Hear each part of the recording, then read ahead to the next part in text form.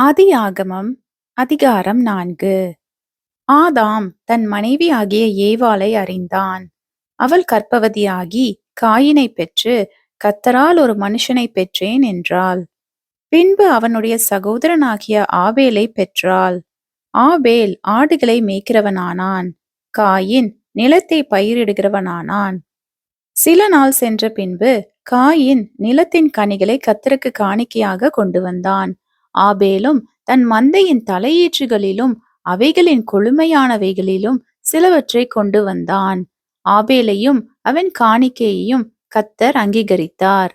காயினையும் அவன் காணிக்கையையும் அவர் அங்கீகரிக்கவில்லை.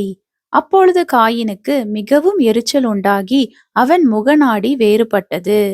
அப்பொழுது கர்த்தர் காயினை நோக்கி, உனக்கு ஏன் எரிச்சல் உண்டாயிற்று? உன் முகநாடி ஏன் வேறுபட்டது? நீ நன்மை செய்தால் மேன்மை இல்லையோ? நீ நன்மை செய்யாதிருந்தால் பாவம் வாசற்படியில் படுத்திருக்கும். அவன் ஆசை உன்னை பற்றியிருக்கும். நீ அவனை ஆண்டு கொள்ளுவாய் என்றார். காயின் தன் சகோதரனாகிய ஆபேலோடே பேசினான். அவர்கள் வயல் வெளியில் இருக்கும் சமயத்தில் காயின் தன் சகோதரனாகிய ஆபேலுக்கு விரோதமாய் எழும்பி அவனை கொலை செய்தான். கர்த்தர் காயினை நோக்கி, உன் சகோதரனாகிய ஆபேல் எங்கே என்றார். அதற்கு அவன், நான் அறியேன், என் சகோதரனுக்கு நான் காவலாளியோ என்றான். அதற்கு அவர், என்ன செய்தாய்?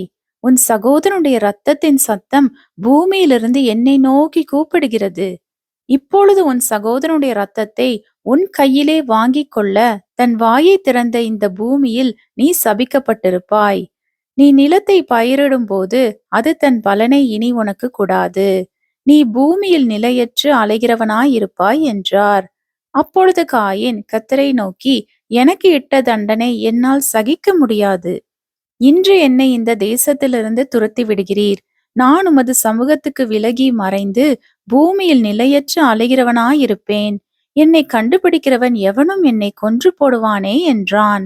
அப்பொழுது கர்த்தர் அவனை நோக்கி, காயினை கொல்லுகிற எவன் மேலும் 7 பழி சுமரும் என்று சொல்லி, காயினை கண்டுபிடிக்கிறவன் எவனும் அவனை கொன்று போடாதபடிக்கு கர்த்தர் அவன் மேல் ஒரு அடையாளத்தை போட்டார்.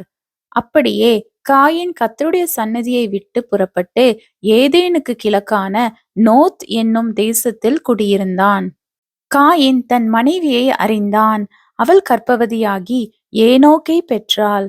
அப்பொழுது அவன் ஒரு பட்டணத்தை கட்டி அந்த பட்டணத்துக்கு தன் குமாரனாகிய ஏனோக்குடைய பெயரை இட்டான். ஏனோக்குக்கு ஈராத் பிறந்தான். ஈராத் மெகுயவேலை பெற்றான். மெகுயவேல் மெத்தூசவேலை பெற்றான். மெத்தூசவேல் லாமேக்கை பெற்றான். லாமேக்கு 2 ஸ்திரீகளை விவாகம் பண்ணினான். ஒருத்திக்கு ஆதாள் என்று பெயர், மற்றொருத்திக்கு சில்லாள் என்று பெயர். ஆதாள் யாபாலை பெற்றாள். அவன் கூடாரங்களில் வாசம் பண்ணுகிறவர்களுக்கும் மந்தை மேய்க்கிறவர்களுக்கும் தகப்பனானான். அவன் சகோதரனுடைய பெயர் யூபால். அவன் கின்னரக்காரர் நாகசுரக்காரர் யாவருக்கும் தகப்பனானான். சில்லாலும் தூபால் காயினை பெற்றாள். அவன் பித்தளை, இரும்பு முதலியவற்றின் தொழிலாளர் யாவருக்கும் ஆசாரியனானான். தூபால் காயினுடைய சகோதரி நாமால். லாமேக்கு தன் மனைவிகளை பார்த்து, ஆதாளே, சில்லாலே, நான் சொல்வதை கேளுங்கள். லாமேக்கின் மனைவிகளே, என் சத்தத்துக்கு செவி கொடுங்கள். எனக்கு காயம் உண்டாக ஒரு மனுஷனை கொன்றேன். எனக்கு தழும்புண்டாக ஒரு வாலிபனை கொலை செய்தேன்.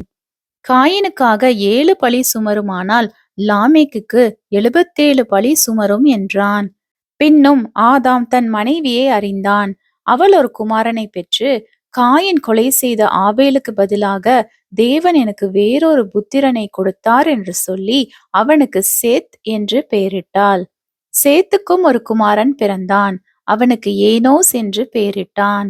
அப்பொழுது மனுஷர் கர்த்தருடைய நாமத்தை தொழுது கொள்ள ஆரம்பித்தார்கள்.